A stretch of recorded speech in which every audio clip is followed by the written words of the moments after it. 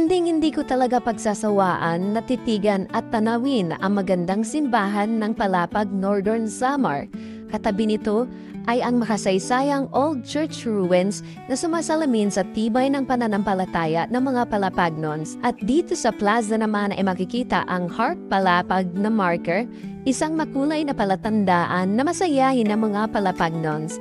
Kalapit lamang dito ay ang monumento ni Agustin Sumuroy na tinaguriang hero ng Palapag. Naging masalimot man ang kalagayan ng mga Palapagnon sa ilalim ng pananakop ng mga Espanyol ay tumayong bayani at matatag si Agustin Sumuroy upang ipaglaban ang kalayaan ng mga mamamayan. Maraming salamat sa iyo, Kabayanihan Agustin Sumuroy, Hero of Palapag.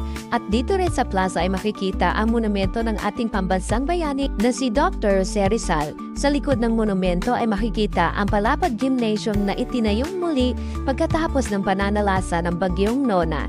Madalas dito sa plaza ay pinapasyalan ng mga mag-anak at magkakaibigan upang makapag-relax. Tunay ngang ang luntiang kapaligiran ay nakapagdudulot ng kagaanan ng loob sa pagod at mabigat mong araw. Kasama mo na ring matatanaw at mamamangha ka sa mga disenyo ng sinaunang bahay sa panahon pa ng Kastila. At ang natatanaw mong Palapag's giant Christmas tree sa harap ng People's Center o munisipyo ng Palapag ay kasalukuyang inihahanda para sa pagsalubong ng Kapaskuhan. Padayon ang pagkuswag dinhi sa Palapag.